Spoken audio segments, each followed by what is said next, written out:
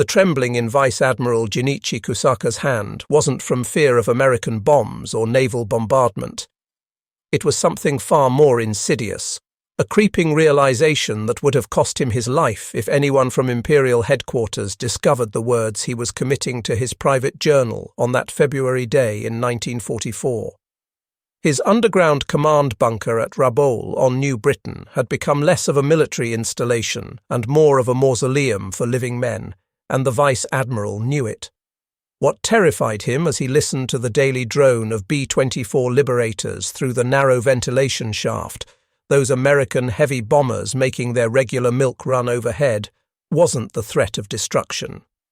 The Americans had decided months ago that Rabaul simply wasn't worth the trouble of capturing, and that realization gnawed at Kusaka more than any enemy action ever could. 100,000 Japanese troops, the absolute cream of both the Imperial Army and Navy, sat marooned on this volcanic rock, watching American forces sail past them toward Japan itself. The transformation of Rabaul from the mighty fortress it had been developed into a major fleet base and the most heavily defended Japanese position across the entire South Pacific into a strategic non-entity without a single invasion attempt represented something Kusaka struggled to articulate even to himself. What Kusaka witnessed unfolding before his eyes, what kept him awake at night more than any Banzai charge or naval bombardment ever had, was warfare that rendered everything the Imperial Japanese military understood about defense completely obsolete. The Americans refused to play by the rules of Bushido. They weren't seeking the glorious pitched battles that Japanese military doctrine anticipated and prepared for. Instead, they were systematically dismantling the Japanese Empire through what could only be described as calculated neglect, transforming strength into weakness, turning fortresses into prisons, converting elite combat forces into irrelevant footnotes. The mathematics of Japan's defeat weren't being written in casualty lists or battle reports. They were being written in shipping manifests that would never arrive at their destinations, in airfields that would never again launch a Zero fighter, in soldiers who would die not from American bullets, but from disease, starvation, and the crushing weight of strategic irrelevance. The defensive strategy that the Japanese had developed for the Pacific Theatre had been conceived in the halls of Imperial General Headquarters, with a beautiful symmetry that appealed to the military mind, a geometric perfection of interlocking defensive positions. Each island fortress would function as an unsinkable aircraft carrier, each garrison a blade pointed at the American advance, forcing the enemy to assault these positions and bleed themselves white against Japanese steel and spirit. Lieutenant General Hideki Tojo, the former general who now ran the government back in Tokyo, had proclaimed in September 1943 the establishment of what he called the Absolute National Defense Zone, a defensive perimeter that bounded the southern half of Sakhalin and the Kuril Islands, the Bonin Islands, the Marianas, Western New Guinea, Malaya, and Burma. Every strong point within this perimeter would be held to the last man, every island transformed into a fortress, forcing the Americans to pay in blood for every meter of sand they wanted to take. At Rabaul specifically, General Hitoshi Imamura commanded 50,000 elite troops of the 8th Area Army.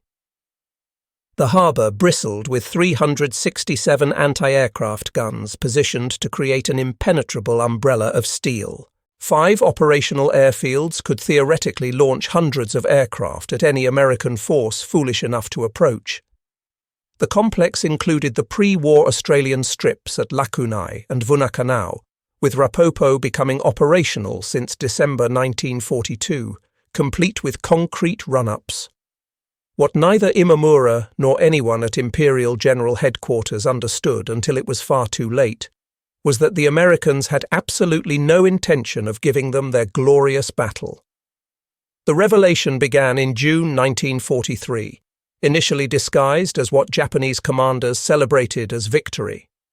When American forces landed on Woodlark and Kiriwina Islands on June 30th, Japanese commanders initially celebrated this development.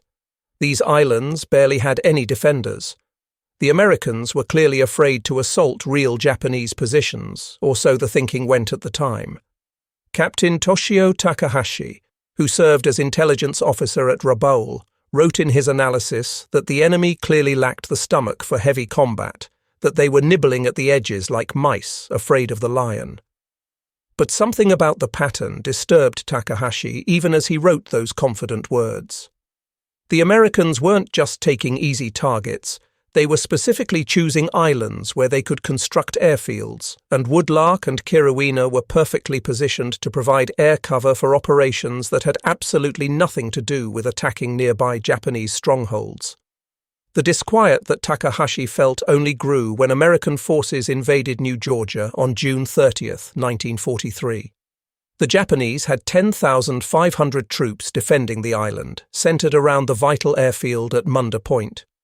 Finally, Japanese commanders thought, a real battle, the kind of engagement that would validate their defensive strategy.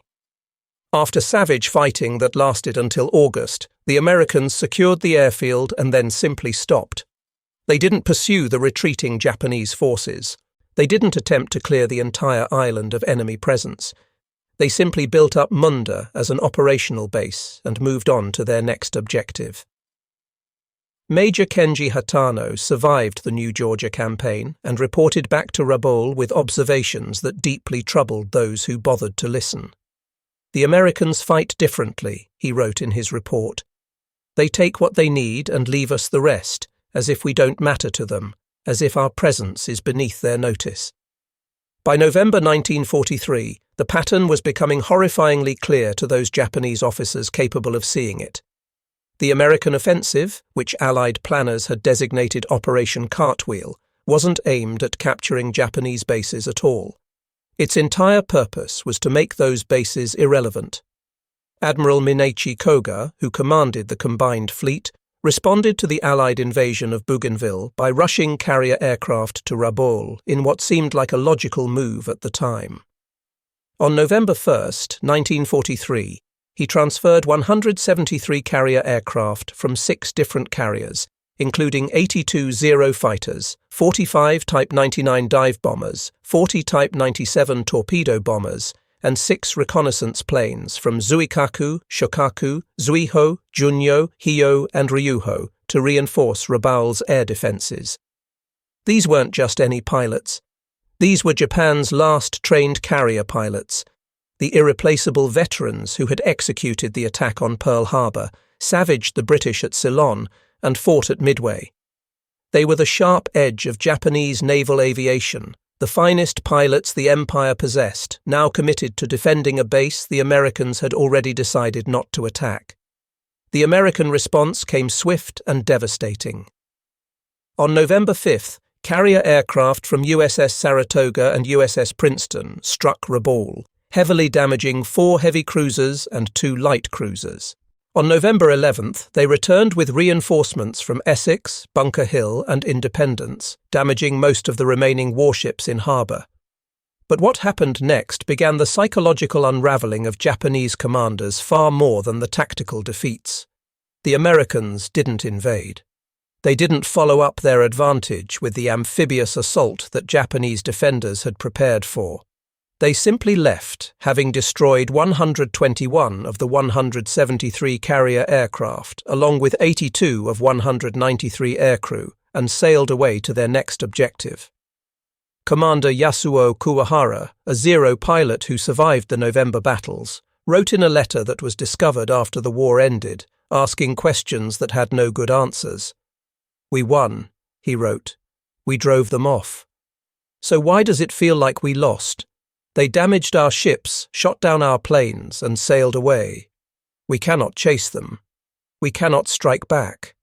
We can only wait for them to come again, if they bother to come at all." Lieutenant Commander Toshikazu Ohmai, who served as senior staff officer of the Southeast Area Fleet, began keeping meticulous records of what the bypass strategy meant in practical terms. His classified reports, captured after the war, provide a chilling mathematical progression of strategic strangulation that unfolded month by month. In November 1943, Rabaul received 30,000 tons of supplies monthly, with fuel reserves at 60% and ammunition adequate for 6 months of sustained combat operations. By December 1943, supply convoys were becoming increasingly difficult to get through as American submarines sank 2 vessels for every one that managed to arrive, with monthly deliveries down to 18,000 tons. January 1944 brought the grim news that no surface vessels had reached Rabaul in 3 weeks, with only submarine deliveries managing to get through at a trickle of 2,000 tons for the entire month and fuel reserves falling to 30%. By February 1944, the Japanese High Command made the decision to stop provisioning Rabaul with fighters or bombers entirely, recognizing the futility of reinforcing an isolated garrison that could no longer meaningfully contribute to the war effort. The mathematics were inexorable and admitted no argument. Without supplies, even the mightiest fortress becomes nothing more than a prison for its own garrison. Captain Takeo Takagi, commanding a destroyer squadron at Rabaul, faced an impossible equation that had no solution. He had enough fuel remaining for perhaps 1 major sortie, maybe 2 if he stretched it. But where would he go? The Americans had taken the Admiralty Islands in February 1944, completing Rabaul's encirclement in a noose of controlled territory. Every direction led to enemy-controlled waters. "We are a fleet that cannot sail," he wrote in his diary. "Warriors who cannot fight. We have become military theatre, maintaining the pretense of threat while the real war passes us by without even acknowledging our existence." What the Americans had discovered, whether through brilliant strategic planning or fortunate accident, was that Japanese island garrisons could be defeated by the Pacific itself. Each bypassed island became what soldiers came to call a green hell, where the jungle, disease, and starvation did the work of infantry divisions without costing American lives. Dr. Shigeaki Yamauchi, serving as chief medical officer at Rabaul, documented the slow dissolution of combat effectiveness in his monthly reports. In December 1943, malaria cases were increasing, but medical supplies remained adequate, with quinine reserves sufficient for 4 months and combat readiness assessed at 85%. By March 1944, 30% of the garrison was suffering from malaria, dengue fever, or dysentery. Quinine supplies had been exhausted, and they were reduced to using local bark substitutes with limited effectiveness, while combat readiness had fallen to 60%. By June 1944, malnutrition had become the primary medical concern. Rice rations had been cut to 400 grams daily, and soldiers were supplementing their diet with jungle plants, many of which proved toxic, resulting in 17 deaths from poisonous vegetation that month alone, while combat readiness plummeted to 40%. The Americans had discovered how to turn time itself into a weapon. Every day that passed weakened the Japanese garrisons, while American forces grew proportionally stronger, leaping from island to island, building airfields and ports, creating an entire infrastructure of victory, while Japanese strongholds rotted away in tropical isolation. On Wake Island, bypassed since October 1943, Captain Shigematsu Sakaibara commanded approximately 4,000 Japanese troops. Once a vital refueling point for trans-Pacific flights, Wake had been transformed into a fortress bristling with coastal guns, anti-aircraft weapons, and underground bunkers designed to resist any assault. The Americans simply ignored it, sailing past on their way to more strategically relevant objectives. Sakaibara would eventually be promoted to Rear Admiral in October 1944, but by then his command was already utterly irrelevant to the outcome of the war. Sakaibara's reports to Tokyo, transmitted using radio parts that had to be delivered by submarine, grew increasingly desperate as the months wore on. In November 1943, he reported that enemy carrier aircraft had struck his installations and that he was awaiting the invasion force with all positions manned and ready. By January 1944, his tone had changed as he reported that no invasion had materialized, that enemy ships passed by weekly but remained beyond the range of his coastal guns, and he was requesting instructions on what to do next. By April 1944, the food situation had become critical. Fishing provided some relief but remained insufficient for the garrison, and many men were showing signs of malnutrition, leading Sakayabara to ask when relief would come, though he must have known the answer. On Waialae Atoll in the Caroline Islands, 6,426 Japanese troops under Major General Katsumi Kitamura experienced similar abandonment. The Americans had seized nearby islands for airfields, but left Waialae's garrison to wither on the vine. Kitamura's diary, recovered after the war ended, chronicles the psychological disintegration of a commander watching his force become irrelevant. On March 31, 1944, he wrote that the enemy task force had sailed past again that day, close enough to see through binoculars but beyond reach of their guns, and they didn't even consider the garrison worth destroying. By May 15, 1944, he had received a radio message stating that all available forces were being concentrated for a decisive battle, but that his garrison was not included in these plans, leading him to observe that they had become military orphans, abandoned by the war itself. By August 2, 1944, his men had begun cultivating gardens, and Kitamura feared they were becoming farmers rather than soldiers, a transformation that violated everything they had been trained to believe about their role.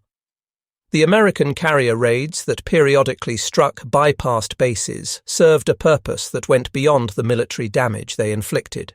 They were psychological operations designed to remind Japanese garrisons of their complete helplessness, to drive home the point that even when the Americans bothered to acknowledge their existence, it was only to demonstrate how thoroughly they controlled the situation.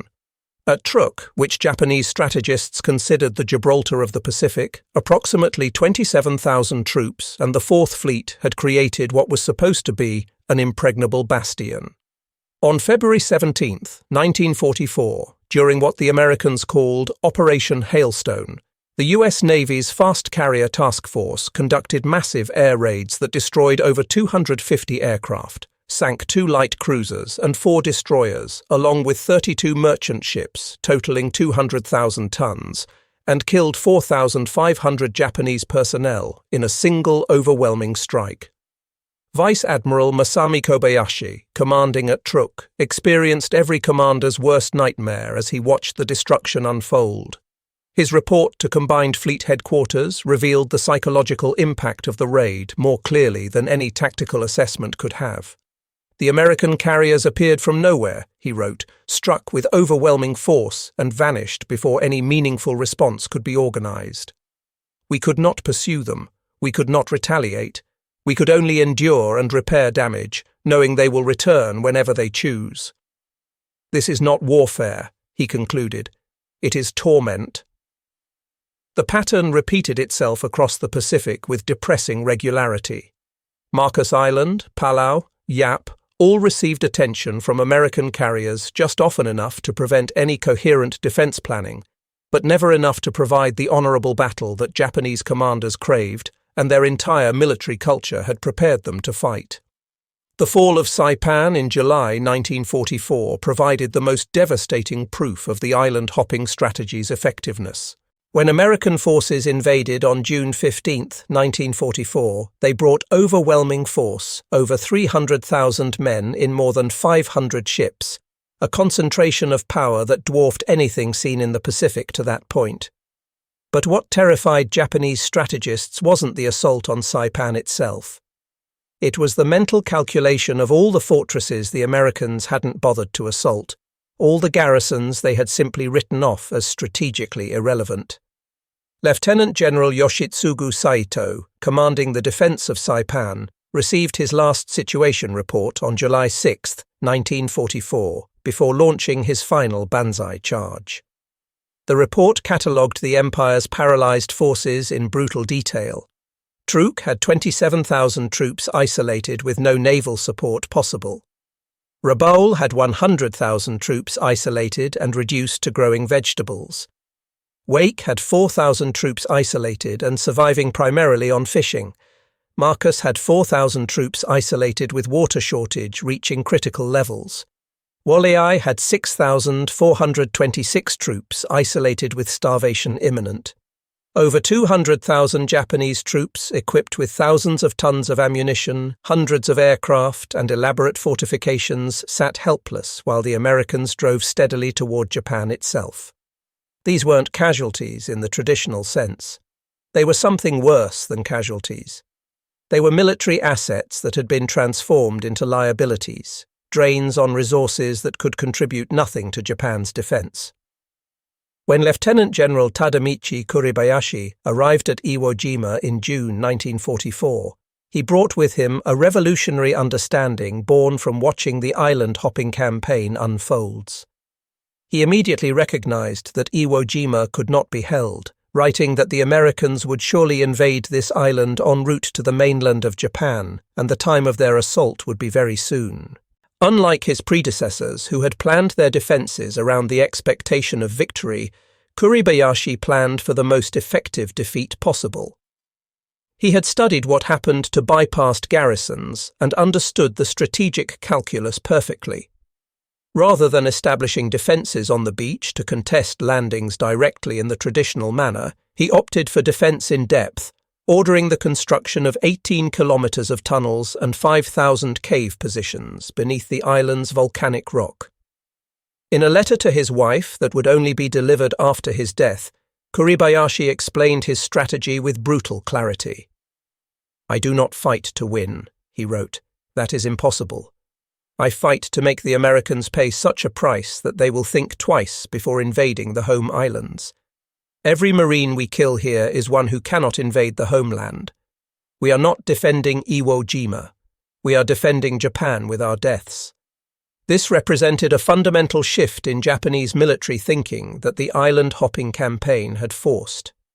Kuribayashi explicitly forbade banzai charges until the final days, considering them wasteful of lives that could inflict more casualties through prolonged resistance, and ordered every soldier to fight from prepared positions for as long as possible before being killed. The island-hopping strategy had taught Japanese commanders that heroic death meant absolutely nothing if it didn't serve a strategic purpose, a lesson that contradicted everything their military culture had taught them. What Japanese commanders slowly and painfully realized was that the Americans had revolutionized warfare itself in ways that made traditional defensive doctrine obsolete. The island-hopping strategy wasn't just about avoiding strong points, though it certainly did that. It was about creating an entirely new form of military logistics that made traditional defensive positions irrelevant to the outcome.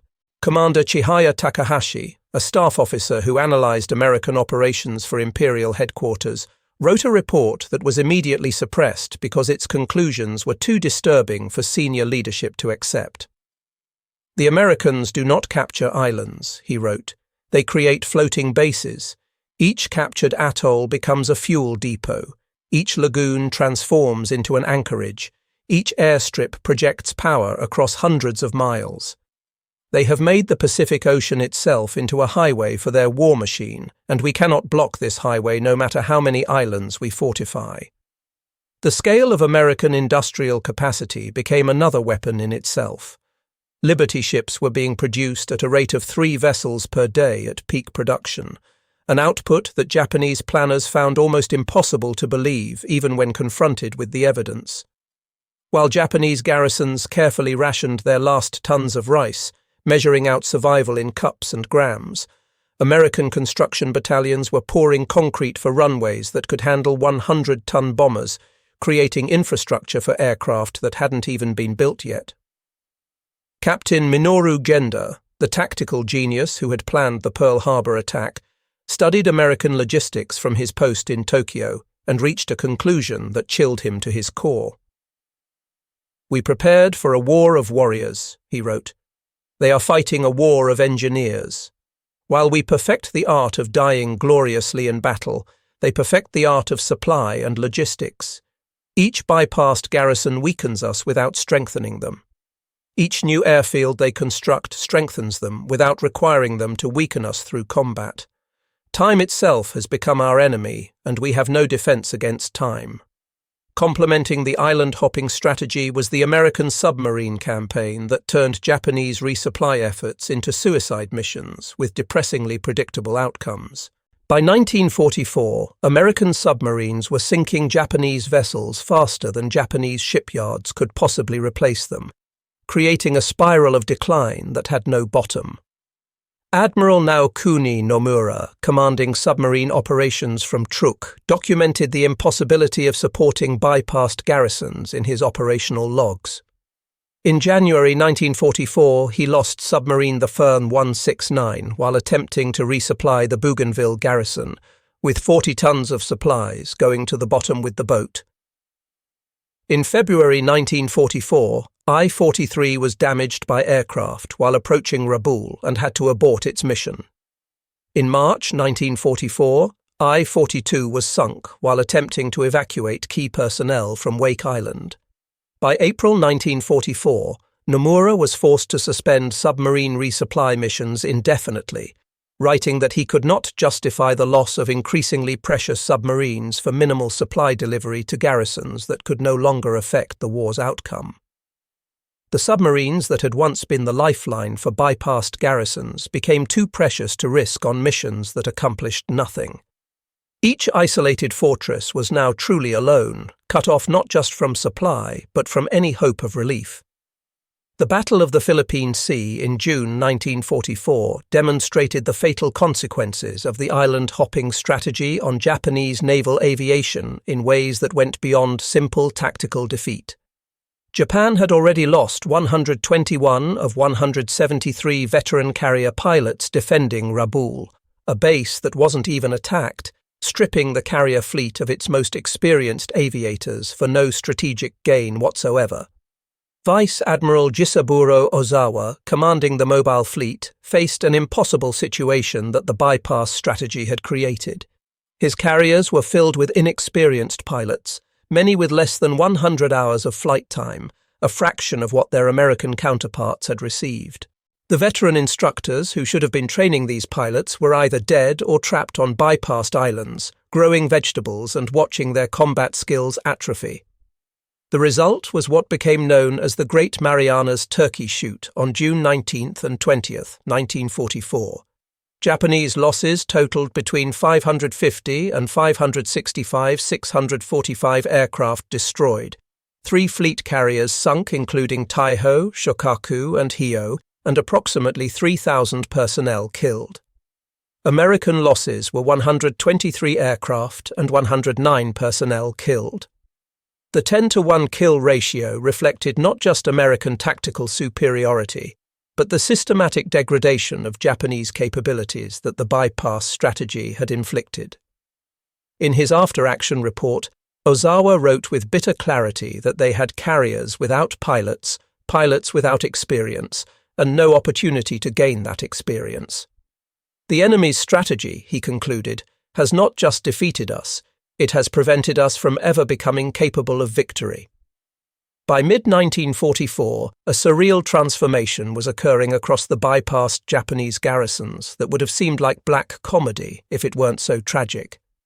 Elite combat units, men who had trained for years in the art of warfare, were becoming agricultural communes struggling for basic survival. On Rabaul, General Imamura issued orders that would have been court-martial offences 2 years earlier. Effective immediately, he ordered, all units will devote 50% of daylight hours to food production. Each soldier must cultivate 100 square meters of vegetables. Unit commanders will be evaluated on agricultural yield, not combat readiness. Imamura had ordered the cultivation of fields to accumulate harvests, recognizing with brutal pragmatism that the Americans had chosen to blockade rather than invade.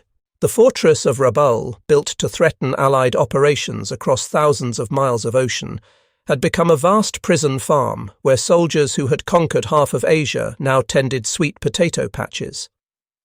Colonel Norio Kishimoto, commanding an infantry regiment that had fought from China to the South Pacific, wrote in his diary with barely concealed shame about what they had become. "My samurai ancestors would weep to see us," he wrote. "We who trained to die gloriously in battle now tend sweet potatoes and raise chickens like peasants. The Americans have not just defeated us militarily, they have humiliated us with irrelevance, and this irrelevance cuts deeper than any battlefield defeat ever could. Similar scenes played out across the Pacific with depressing uniformity. On Wala'i, soldiers raised pigs in improvised pens constructed from salvaged materials. On Truk, they fished with nets woven from parachute silk and whatever cordage they could find. On Wake, they attempted to grow vegetables in coral sand mixed with human waste, a desperate agricultural experiment that rarely succeeded. The Imperial Japanese Army, which had conquered Manchuria, invaded China, swept through Southeast Asia, and threatened Australia itself, had been reduced to subsistence farming on remote islands nobody cared about anymore.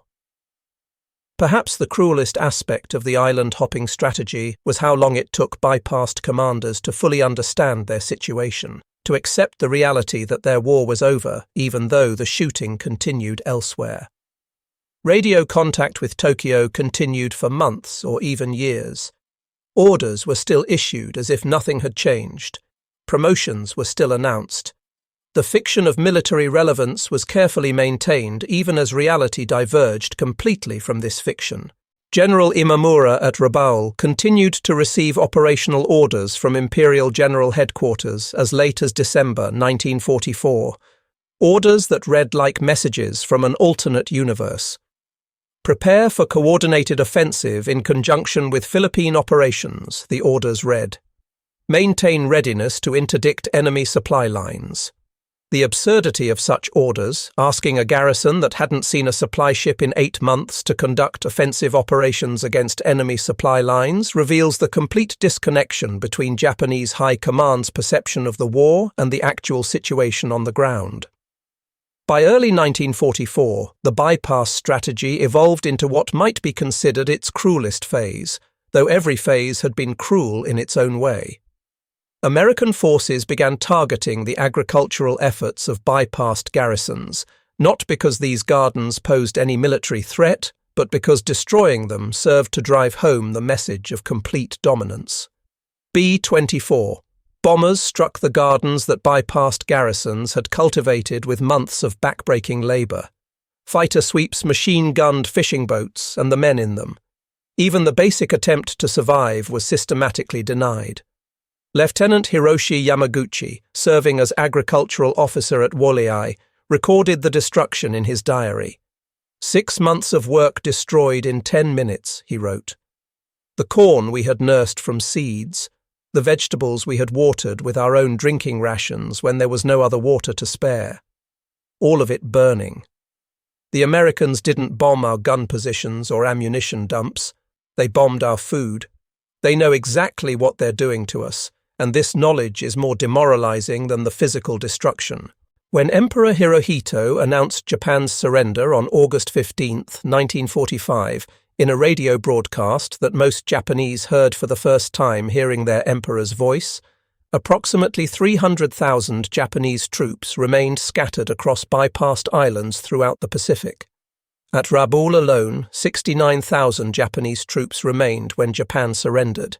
Nearly 70,000 men who had survived not through combat but through cultivating gardens, fishing in dangerous waters, and slowly starving while the war passed them by.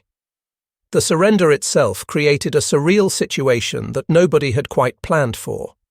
Many bypassed garrisons refused to believe the surrender announcement, convinced it was American propaganda designed to trick them into laying down their weapons.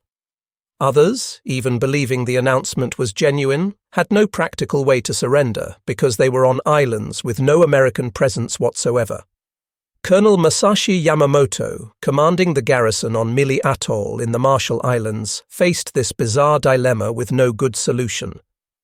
"The war is over," he wrote in his diary, "but we have no one to surrender to. The Americans bypassed us so thoroughly they seem to have forgotten we even exist. We must wait for them to remember us, however long that takes." Some garrisons waited weeks or even months before American forces arrived to formally accept their surrender. During this strange interlude, they existed in a limbo state, no longer at war, but not yet at peace, still maintaining military discipline and conducting patrols against an enemy that no longer considered them worth fighting. Admiral Chester Nimitz, who had served as architect of the Central Pacific Campaign, later reflected on the island-hopping strategy with the clarity that victory provides. "We learned that the quickest way to defeat Japan was not to fight the Japanese," he observed. "Every bypassed island represented thousands of soldiers we didn't have to kill, tons of ammunition we didn't have to expend, American lives we didn't have to sacrifice. We turned their strength against them, made their determination to hold every position into a strategic liability." General Douglas MacArthur, though initially resistant to bypassing major targets because he preferred the glory of direct confrontation, eventually recognized the strategy's brilliance, particularly after the decision to bypass Rabaul saved what would have been enormous Allied casualties in assaulting such a heavily fortified position.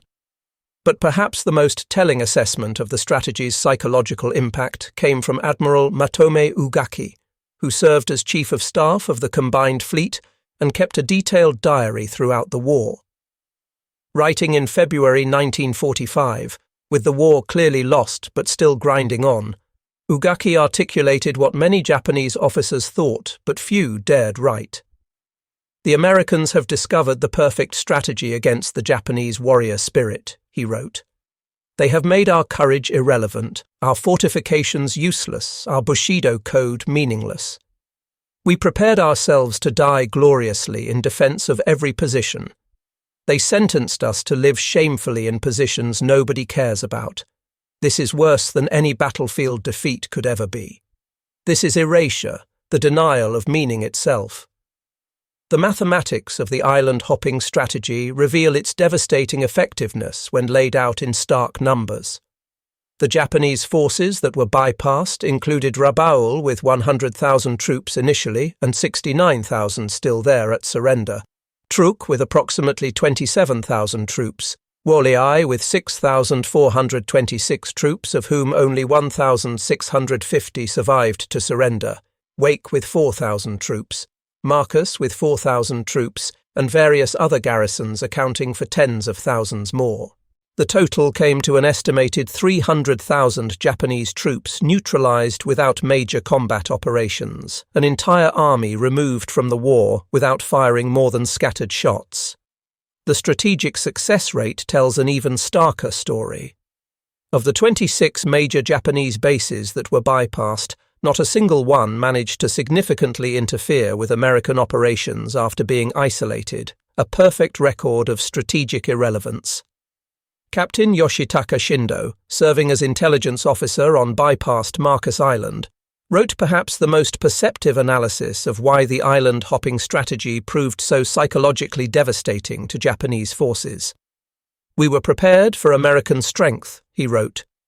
"We had trained to face their superior numbers and firepower. We were prepared for American technology, their radar and aircraft and ships. We were not prepared for American indifference. They have found the one thing the Japanese warrior cannot fight, cannot overcome through spirit or determination: being ignored. There is no tactical response to not mattering, no strategic counter to irrelevance itself."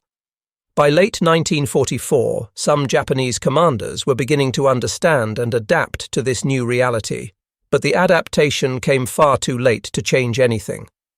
Lieutenant General Kuribayashi at Iwo Jima had studied the island-hopping campaign extensively and designed his defense accordingly, not to win, which he knew was impossible, but to make victory so costly that Americans would reconsider the price of invading Japan itself. His approach represented a complete rejection of traditional Japanese tactics. No banzai charges that accomplished nothing but getting men killed. No attempts to hold the beaches where American naval gunfire could slaughter defenders. Fighting from elaborate tunnel systems where every position could be defended in depth. He had learned from the bypass strategy that the only value of a defensive position was the cost it could inflict on an attacker who chose to attack it, and he designed his defense to maximize that cost. The Battle of Iwo Jima, which American planners had estimated would take 5 days, extended to 36 days of brutal fighting. The Americans suffered nearly 26,000 casualties, including 6,821 killed. General Holland Smith, who commanded the operation, later called Kuribayashi the most redoubtable of all Pacific adversaries we faced. Similarly, the defense of Okinawa in 1945 showed Japanese adaptation to the lessons of island hopping. Instead of attempting to actually defeat the invasion, which everyone knew was impossible, defenders sought to make it so costly that America might seek negotiated peace rather than face the bloodbath of invading Japan proper. The greatest irony of the island-hopping campaign, an irony that Japanese officers only fully appreciated after the war ended, was that it used Japan's own code of honor against itself. Every bypassed garrison that refused to surrender out of loyalty to the emperor, every soldier who chose death over the dishonor of capture, every commander who followed orders to hold at all costs regardless of strategic value became a self-imposed prisoner of their own beliefs. The Americans had expected bypassed garrisons to collapse relatively quickly once isolated, but many survived far longer than anyone anticipated by cultivating gardens and sometimes working with local populations who took pity on them. This survival, which might have been seen as admirable resilience in other circumstances, instead prolonged their suffering and deepened their irrelevance to the war's outcome. General Imamura, reflecting on the experience years after the war ended, observed with hard-won wisdom that they had trapped themselves with their own code of honor. Surrender was impossible because it violated everything we had been taught. Retreat was forbidden by direct orders from Tokyo. So we remained in place, and the Americans didn't need to defeat us because we defeated ourselves through our inability to adapt to their strategy. For the bypassed garrisons, the war's end brought not relief but profound confusion about what it all meant. At Rabaul, General Imamura and Admiral Kusaka formally surrendered on September 6, 1945, aboard HMS Glory, but they were surrendering forces that hadn't been militarily relevant for over a year, signing documents that acknowledged a defeat that had occurred long before the Emperor's announcement. Many smaller garrisons experienced even stranger endings to their war. On Anatahan Island, 32 Japanese soldiers refused to believe the war had ended and continued preparing to fight against an enemy who had completely forgotten about them. They maintained military discipline, conducted regular patrols of their tiny island, and prepared defensive positions against an American invasion that had been cancelled 6 years earlier. These holdouts represented the logical extreme of the bypass strategy's psychological impact, men so thoroughly deprived of meaning that they couldn't conceive of a world where they simply didn't matter anymore. Beyond all the strategic implications and tactical considerations, the island-hopping strategy inflicted a uniquely cruel form of suffering on Japanese forces that went beyond physical hardship. Combat, however terrible and deadly, at least offered meaning to those who fought. Death in service of the emperor, sacrifice for the nation, glory in battle, however desperate. The bypassed garrisons were denied even this cold comfort of purpose. Private Kazuo Sakamaki, stationed at Woliai, wrote in his diary about the particular torture of meaninglessness. "We do not fear death," he wrote. "We were trained to embrace death in service of the empire. We fear meaninglessness. Every day we wake up and conduct military drills for battles that will never come. We maintain weapons that will never fire. We pretend we are soldiers when we are actually prisoners of our own making, trapped not by the enemy but by our own inability to accept irrelevance." The medical records from bypassed garrisons, recovered after the war, reveal the comprehensive human toll beyond the headline numbers. Malnutrition affected more than 80% of troops on most isolated islands. Disease rates exceeded 60% in many garrisons. Psychological disorders were endemic, though rarely officially recorded. Suicide rates increased dramatically compared to combat units, with men taking their own lives not from combat stress, but from the crushing weight of irrelevance and the slow grinding down of hope. The island-hopping strategy fundamentally changed warfare in ways that extended far beyond World War II and influenced military thinking for generations. It demonstrated beyond any doubt that controlling key geographic points didn't necessarily mean controlling an entire region. Traditional military thinking held that fortified positions must be captured or neutralized through direct assault. The Americans proved you could control the Pacific Ocean while ignoring many of its strongest points, sailing past fortresses as if they didn't exist, and indeed as if they didn't matter. The strategy conclusively showed that superior supply lines and overwhelming industrial capacity could negate any tactical advantage an enemy might possess. Japan had some of the finest soldiers in the world, troops with unmatched fighting spirit and determination. None of it mattered when those soldiers were isolated from supply, cut off from reinforcement, and systematically starved of resources. Time became a weapon in ways that military planners had never quite grasped before. By accelerating their own operations while deliberately slowing their enemy's ability to respond, Americans turned the passage of time itself into a strategic advantage that compounded with every week that passed. Most importantly for future conflicts, it proved that psychological impact could exceed physical damage in strategic importance. The terror that Japanese commanders felt watching American task forces sail past their fortified positions did more to undermine Japanese military effectiveness than any number of assault casualties might have achieved. In 1965, 20 years after the war's end and after considerable personal suffering, former General Hitoshi Imamura published his memoirs with remarkable honesty about his experiences. After his conviction for war crimes related to the treatment of prisoners, he had built a replica of his prison cell in his garden and lived there until his death in 1968, donating all proceeds from his writings to families of Allied prisoners who had died under his command. His assessment of the island-hopping strategy was both professionally astute and deeply personal, coming from a man who had commanded one of the largest bypassed garrisons. "We studied all the great military thinkers," he wrote, Napoleon and his campaigns, Clausewitz and his theories of war, Sun Tzu and the art of deception. We prepared for every form of warfare we could imagine based on thousands of years of military history. But the Americans created something entirely new that we never imagined, something our military tradition had no answer for. Warfare by avoidance, victory through calculated irrelevance.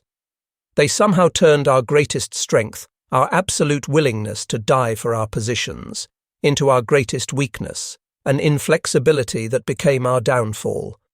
At Rabaul, Imamura continued, "I commanded 100,000 of Japan's finest soldiers, men who had proven themselves in combat across Asia. We had ammunition stockpiled for years of sustained combat operations. We had fortifications that could have withstood any assault the Americans could mount. We had the unshakable will to fight to the last man in defense of our position. None of it mattered at all. The Americans sailed past us toward Japan, and we could only watch helplessly.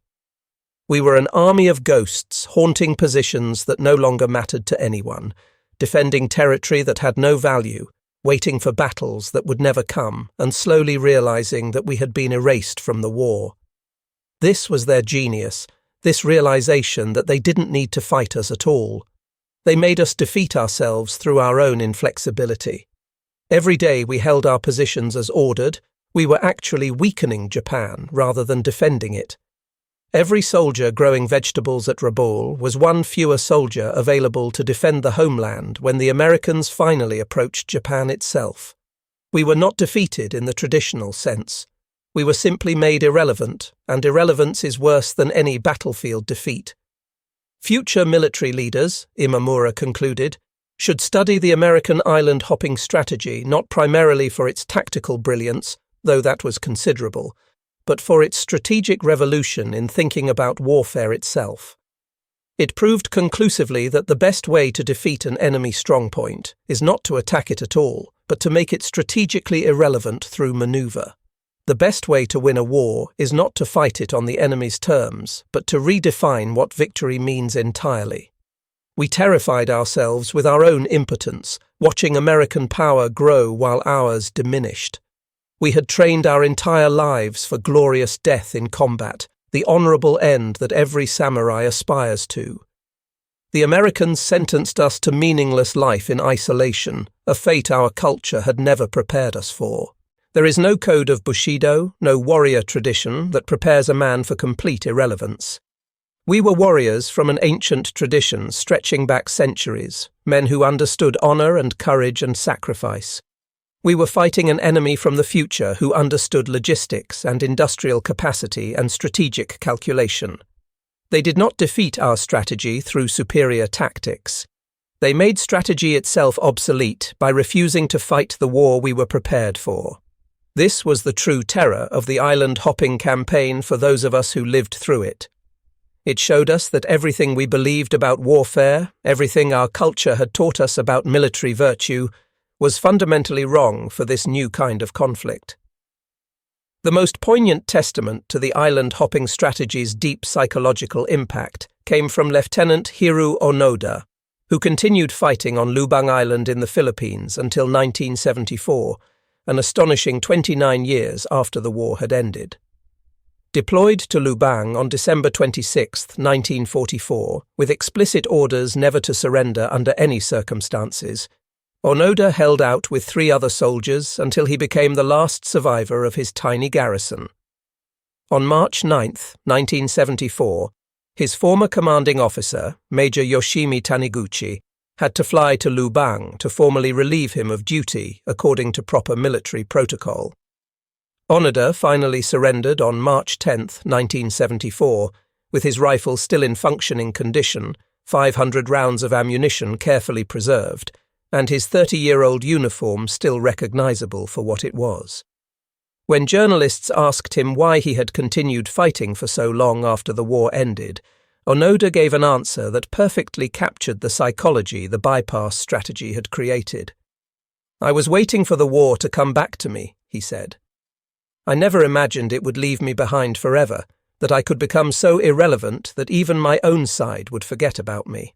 The Japanese were terrified by America's island-hopping strategy because it represented something far worse than simple military defeat, something their entire military culture had no framework for understanding. It represented absolute meaninglessness, the negation of purpose itself. Every military tradition they cherished, every cultural value they had been raised to honor, every strategic assumption their training had instilled in them, all of it was turned against them. They had prepared themselves for a war of warriors, a conflict decided by courage and determination and willingness to sacrifice. Instead, they faced a war of engineers and logisticians who treated their island fortresses like inconvenient obstacles to be driven around rather than enemies to be fought. Approximately 300,000 Japanese troops were scattered across bypassed islands, and they didn't even lose the war in any traditional sense. They were simply written out of it entirely, erased from the strategic calculation. While they maintained their positions as ordered, grew their pathetic gardens to survive, and slowly starved both physically and spiritually, the real war moved on without them. They were not conquered in battle. They were discarded as irrelevant. They were not defeated by superior force. They were ignored as beneath notice. In his final diary entry before Japan's surrender, Admiral Kusaka at Rabaul wrote words that captured the entire experience. "The Americans have taught us the cruelest lesson that warfare can teach," he wrote, "that there exists something worse than death in battle, something our traditions never prepared us for: irrelevance. We were the Emperor's finest warriors, proven in combat across Asia, reduced to growing sweet potatoes on a forgotten island, while the enemy sailed past us toward the homeland we were supposed to be defending. We were prepared to die gloriously in service of Japan. Instead, we lived meaninglessly, while Japan died without us. This was their ultimate weapon, more devastating than any bomb or bullet. Not destruction, but obsolescence itself, the knowledge that we simply didn't matter anymore. The island-hopping strategy succeeded so completely because it attacked not Japanese positions, but Japanese purpose itself, not their bodies, but their beliefs about what it meant to be soldiers, not their fortifications, but their fundamental assumptions about the nature of warfare. It turned the Pacific Ocean from a field of battle into a highway to victory, transforming Japanese strongholds from fortresses into prisons of their own making. The terror it inspired in those who experienced it came not from what it did to them, but from what it didn't do, from what it refused to give them. It didn't provide the battle Japanese warriors craved. It didn't validate their sacrifice with worthy opposition. It didn't even acknowledge their existence as relevant to the outcome. It simply passed them by, leaving them alone to discover the worst possible fate that can befall a warrior. Not death, which they were prepared for, but irrelevance, which they weren't. The warriors of the Empire of the Rising Sun discovered that the setting sun casts the longest shadows, and in those shadows entire forgotten armies slowly faded into nothing, defeated not by their enemies, but by their enemies' absence. They had seen the future of warfare and understood with terrible clarity that in that future they had no place whatsoever, that everything they represented had become obsolete overnight, that courage and determination and honor meant nothing against an enemy who simply refused to fight them at all.